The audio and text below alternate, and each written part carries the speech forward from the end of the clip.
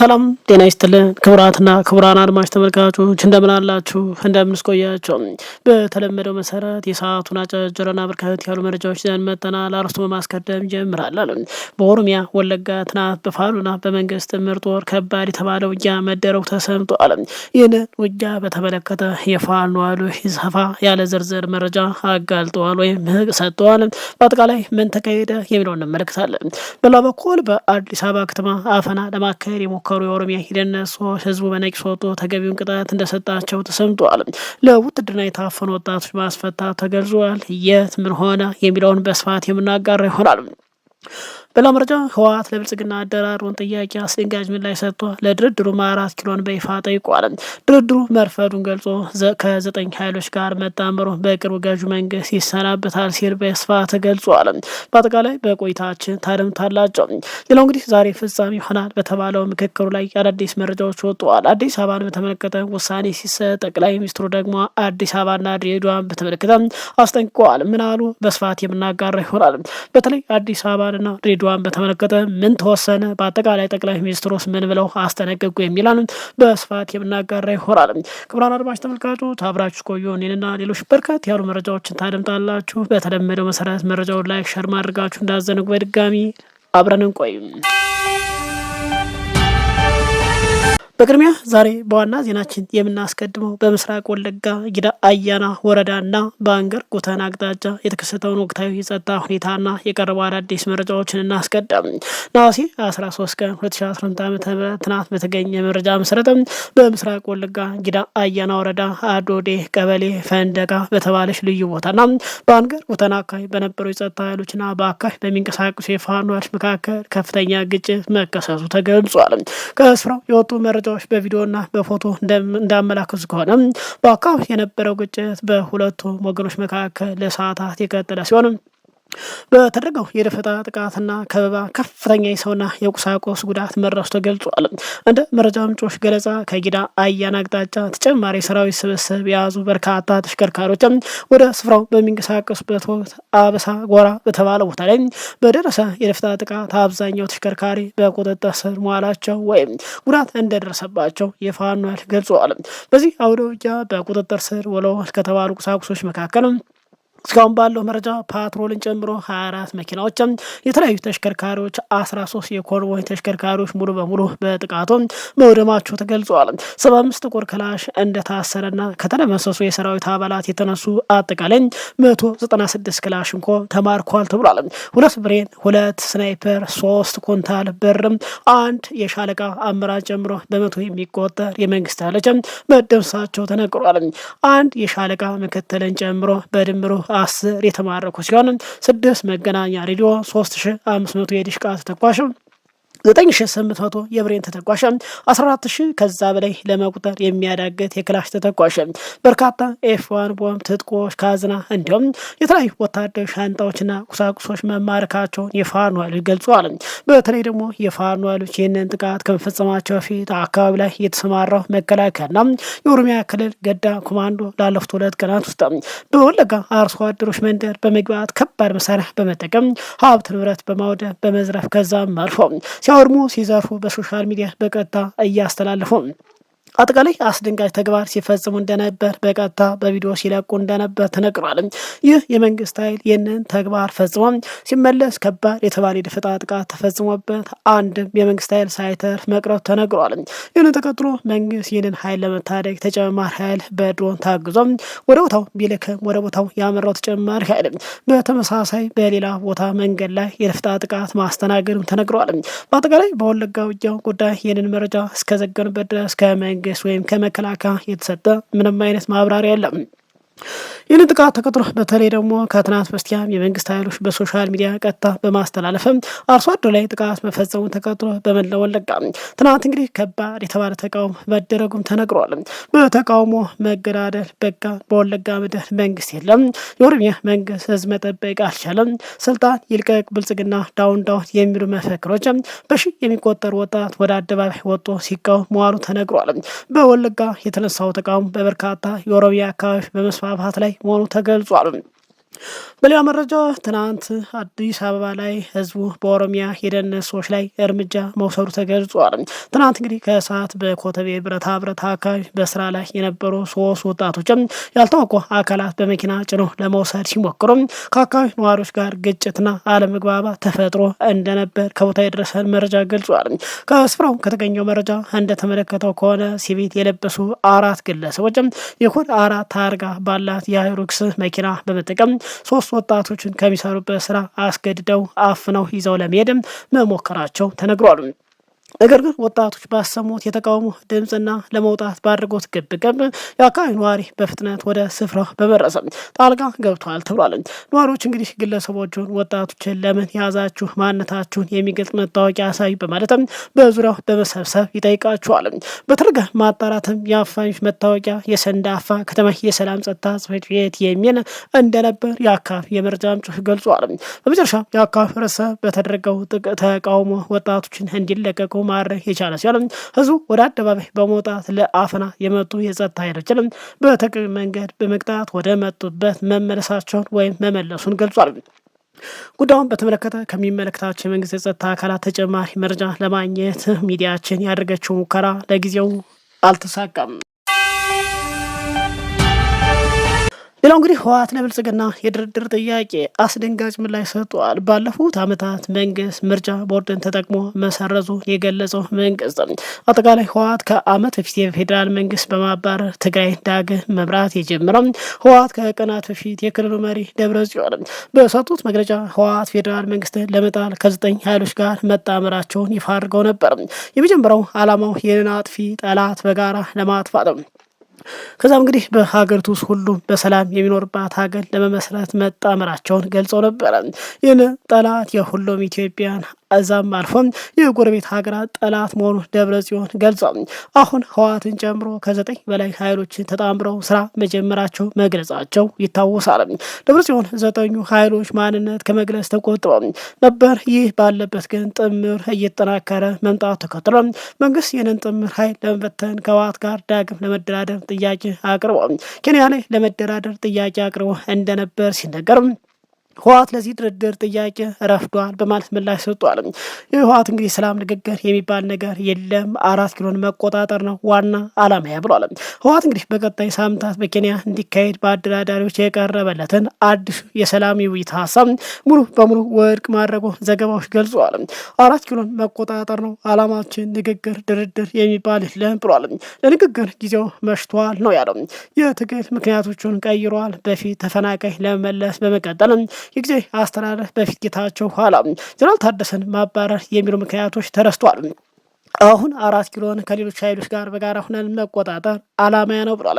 ህወሓት እንግዲህ በአሁኑ ወቅት የፌዴራል መንግስቱን ስልጣን በኃይል ለመቆጣጠር ፍላጎት እንዳለውና ከ4 ኪሎ ውጭ ሌላ መዳረሻ የለኝም የሚል አቋም በማንጸባረቅ ለሰላም በሩን መዝጋቱን ይፋ አድርጓል። በመንግስት በኩል ለኬንያ አዎንታዊ ምላሽ መገኘቱ ተጠቆመ ሲሆን ህወሓት ግን በሩን ዘግቷል ተብሏል። የትግራይ ኮሚኒኬሽን ጉዳይ ቢሮ ኃላፊ ዶክተር አብርሃም ሀጎስ ለጋዜጠኞች በሰጡት መግለጫ የሰላም ስምምነት ድርድር እየተካሄደ ነው፣ የትግራይ መንግስት ልኡካን ወደ ኬንያ ሄደዋል፣ አደራዳሪዎች ወደ ትግራይ ገብተዋል የሚሉና ሌሎች ወሬዎች ከእውነት የራቁና ትግላችን ለማለሳለስ በጠላቶች ሆን ተብሎ የተፈጠረ አልቧልታ ሲገዙታል። ከዚህ በኋላ ከብልጽግና ጋር ድርድር በጥይት ነው በፍጹም በማለት ይፋ አድርገዋል።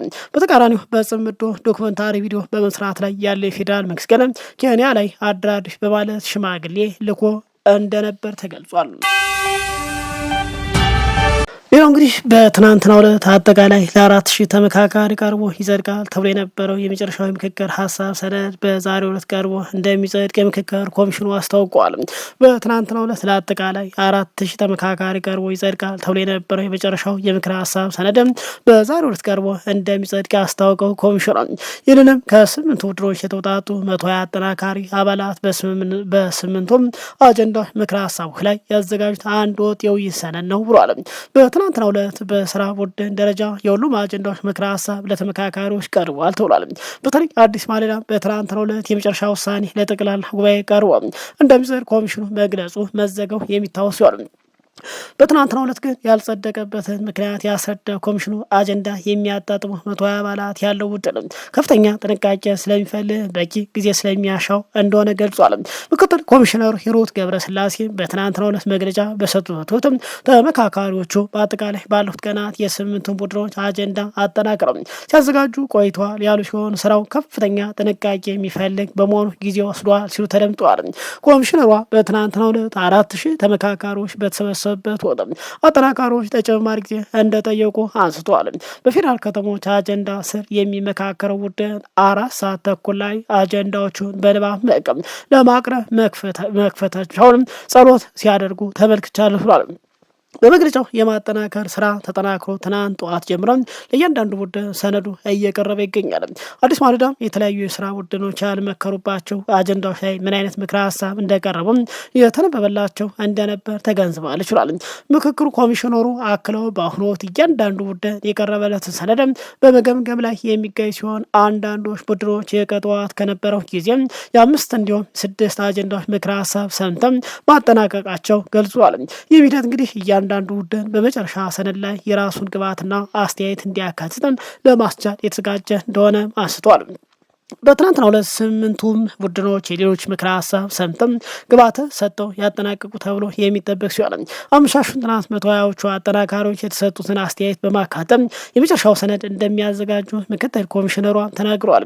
ይህ የተጠናከረው ሰነድ በዛሬው ዕለት ለ4000 ተሳታፊዎች ይቀርባል ተብሎ የሚጠበቅ ሲሆን ነገር ግን ከዚህ ቀደም በትናንትናው ዕለት ቀርቦ እንደሚጸድቅ ኮሚሽኑ ማሳወቋቸው ይታወሳል።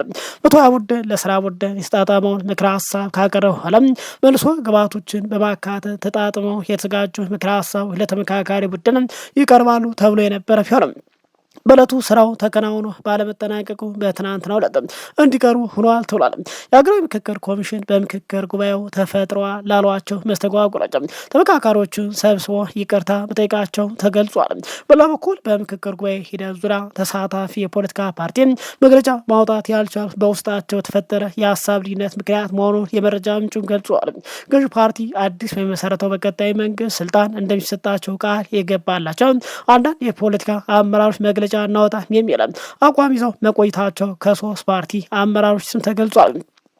ይባለበት እንግዲህ በአዲስ አበባና ድሬዳዋ ጉዳይ ጠቅላይ ሚኒስትር አብይ አህመድ ለተመካካሪዎች ለኮሚሽነሮች ጠንከር ያለ መመሪያም ወይም ማስጠንቀቂያ አስተላልፈዋል ተብሏል። መሰረት ሚዲያ የተባለው የዜና ምንጭ ይዞት በወጣው ዘገባ መሰረትም በከተሞች አስተዳደርና መዋቅር ዙሪያ በተደረገ የውይይት መድረኮች ላይ በርካታ ሞቅ ያሉ ክርክር ሲካሄድ መቆየታቸውን ጠቅሷል። በዘገባው መሰረት የአዲስ አበባና የድሬዳዋ ከተሞች አስተዳደራዊ ወሰንና የወደፊት ህገ መንግስታዊ ሁኔታ በተመለከተ በተካሄዱ ውይይቶች ላይ ከፍተኛ ሀሳብ ልውጦች ተደርገዋል ተብሏል። የመሰረት ሚዲያ ዘገባ አክሎ እንደገለጸው ጠቅላይ ሚኒስትሩ በነበረባቸው ቆይታ የከተሞቹን ወደፊት አስተዳደራዊ ሁኔታና ከክልሎች ጋር ያላቸው ግንኙነት በተመለከተ አቅጣጫዎች መስጠታቸውን የጠቀሰ ሲሆን ጉዳዩ በፖለቲካ ማህበራዊ ሰብና በነዋሪው ዘንድ አሁንም አሳሳቢና ሰፊ መነጋገሪያ በመሆን ላይ ይገኛል ተብሏል። በውይይቱ ወቅት ጠቅላይ ሚኒስትሩ አዲስ አበባና ድሬዳዋ በኦሮሚያ ክልል ስር ካልተካለሉ በስተቀር የኦሮሞ ህዝብ ከተቃዋሚዎችና ታጣቂዎች መነጠል እንደማይቻል ገልጸው ይህ ውሳኔ ለመተግበር የክልሉ አመራር የፖለቲካ ድጋፍ እንደሚያስፈልግ አሳስበው ነበር። በሌላ በኩል ይህንን ዘገባ ተከትሎ በተለያዩ ማህበራዊ ሚዲያና በፖለቲካ ተንታኝ ዘንድ ጉዳዩ በሀገሪቱ የፖለቲካ የማህበራዊ መረጋጋት ላይ ከፍተኛ ተጽዕኖ ሊኖረው እንደሚችል በመግለጽ የተለያዩ ስጋቶችና አስተያየቶች እየሰጡ ቀጥሏል። የክልሎች አመራር ሙሉ ተመካካሪ ወደው ሳይሆን ተገደው ድጋፍ አድርገው አጠቃላይ ሁለቱ ከተሞች በኦሮሚያ ክልል ተጠሪነት እንዲሆኑ መስራት እንዳለባቸው ጠቅላይ ሚኒስትሩ አብራርተው ይህ ካልሆነ በኦሮሚያ ከባድ የተባለ ለመቆጣጠር የማይቻለው ተቃውሞ ይነሳል ማለት ማስጠንቀቃቸው መሰረት ሚዲያም ዘግቧል። ጠቅላይ ሚኒስትሩ በተደጋጋሚ ቢያስጠነቅቁም ከኦሮሚያ ባለስልጣናት ተወካዮች ቀሪ የብልጽግና ባለስልጣናት ሳይቀርና ተወካዮች ወይም ተመካካሪ በፍጹም አዲስ አበባ ሆነ ድሬዳዋ የኢትዮጵያ ጋራ ናቸው። ይህ ካልሆነ ምክክሩ ፍጹም እንደማይሰጡ በአጠቃላይ እውቅና እንደማይሰጡ ገልጸው አስጠንቀው ነበር። ታዲያ እንግዲህ በተለይ አዲስ አበባ ተመካካሪው በመጨረሻ በጠቅላይ ሚኒስትሩ ባለስልጣናት ተሸንፈው አዲስ አበባ በማስጨብ እንግዲህ አሳልፈው ሰጥተው ወደ መጡበት ይመለሳል ወይም አይመለሱም የሚለው እንግዲህ የበርካቶች መነጋገሪያ ነበር። ሌላው እንግዲህ ትግባ ምሽቱን አዲስ አበባ በተመለከተ አንድ መረጃ ይፋርቋል። አዲስ አበባ የፌዴራል መንግስት ተጠሪ እንድትሆን ከስምምነት ሲደረስ የኦሮሚያ ክልል መቀመጫ ትሆን ለሚለው ሁለት አማራጭ ቀርቦ አዘጋጅ ቡድኑ ቃለ ጉባኤ ተነቧል ተብሏል። በተለይ ትናንት 35ኛ ቀኑን ባስቆጠረው ዋናው የምክክር ጉባኤ በ10፣ 50፣ 250፣ 500 ሰዎች በያዙ ቡድኖች ተመካካሪዎች ሲመክሩባቸው የነበሩ ምክረ ሀሳቦች 500 ሰዎች ከያዘው ቡድን ከደረሱ በኋላ ቡድኑ ተመካክሮባቸው ከ8ቱ ቡድኖች ለተመረጡ 120 አባላት ላሉት ምክረ ሀሳብ አዘጋጅተው ቡድን መቅረባቸው ተገልጿል። 120 አባላት ያሉት ምክረ ሀሳብ አዘጋጅ ቡድን ከባለ 500 ቡድን የተቀበላቸው የተመካካሪ ምክረ ሀሳቦች ከአጣጣመ የሚቃረረው ነገሮች እንዳይኖር ከተጠነቀቀ ወደ አንድ ወጥ ምክረ ሀሳብ እንዲመጡ ካደረገ በኋላ 500 ሰዎች ለያዙ ለእያንዳንዱ 8 ቡድኖች አቅርቦ ከተመካካሪዎች ሰሞኑን ግብዓት ሰብስቧል ተብሏል። በትናንትናው መርሃ ግብር ደግሞ 120 አባላት ያሉት ቡድን ያዘጋጀውን ግብዓት የሰበሰቡት ቃለ ጉባኤ ለእያንዳንዱ 500 ሰዎች ለያዙ 8 ቡድኖች ተነቧል። እያንዳንዱ 8 ቡድን ሲመክሩ የቆዩት በአንዳንድ አጀንዳ ሲሆን ትናንት በተነበበባቸው ቃለ ጉባኤ የተመካከሩባቸው አጀንዳ ጨምሮ ያልተመካከሩባቸው የ7ቱ አጀንዳ ምክረ ሀሳቦች በአዘጋጅ ቡድን ተዘጋጅተው ቀርበውላቸዋል። አከራካሪ ሆኖ በቆየው የአዲስ አበባ ጉዳይ ትናንት በተነበበው ቃለ ጉባኤ ምን ተባለ ሲል መረጃውን አሰባስቧል። እንግዲህ 8ቱ ዝርዝር ሀሳቦች ከያዙ ዋና አጀንዳዎች መካከል በፌዴራል ከተሞች ጉዳይ የአዲስ አበባና የድሬዳዋ ጉዳይ አንዱ ነው። በዚህም እንግዲህ በተለይ የአዲስ አበባ ህጋዊ ጉዳይ በተመካካሪዎች በኩል ብርቱ ክርክርና ጭቅጭቅ ምክክር ሲያስተናግድ ሰንብቷል። ከምክክሩ ተሳታፊ በወጣው መረጃ አዲስ አበባ ተጠሪነቷ የፌዴራል ከተማ ይሆናል የሚለው ጉዳይ ተመካካሪዎች ያስማማ በሚል በቃለ ጉባኤው ተቀምጧል።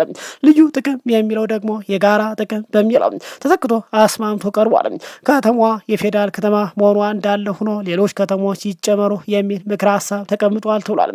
የኦሮሚያ ክልል የወከሉ ተሳታፊ አዲስ አበባ የኦሮሚያ ክልል መቀመጫ እንድትሆን ህገ መንግስቱ እውቅና ይስጥ ሲለው፣ ሌሎች ተመካካሪዎች ደግሞ አዲስ አበባ የብሔር ብሔረሰቦች ናት፣ ለአንድ ክልል ብቻ አትሰጥም በሚል ተከራክረው ሀሳብ በልዩነት ተይዞ እንደነበር ይታወቃል። ታዲያ ትናንት በተነበበው የ8ቱ አጀንዳ ምክረ ሀሳብ አጣጥሞ የቀረበው ቃለ ጉባኤ አዲስ አበባ ከተማ የኦሮሚያ ክልል ዋና መቀመጫ እንድትሆንም በቀረበው ምክረ ሀሳብ 2 አማራጭ ምክረ ሀሳብ እንደተቀመጡለት ተገልጿል። አንደኛው ሁሉም ክልሎች ርዕሰ ከተማቸውን መምረጥ ይችላሉ የሚልም በህግ ይደንገግ የሚል ነው። ማለትም ሁሉም አማራ፣ ኦሮሞ፣ ሌሎች ክልሎችም ከፈለጉ አዲስ አበባ ማድረግ ይችላሉ የሚል በህግ እንዲጸድቅ ስምምነት ላይ ተደርሷል። ሌላው እንግዲህ ሁለተኛው በአንቀጽ 49/5 አዲስ አበባ የኦሮሚያ ክልል መቀመጫ ከመሆኗ ጋር ተያይዞ በከተማዋና በክልሉ መካከል ያለው ግንኙነት በህግ ይደንገግ የሚል መሆኑ ተገልጿል።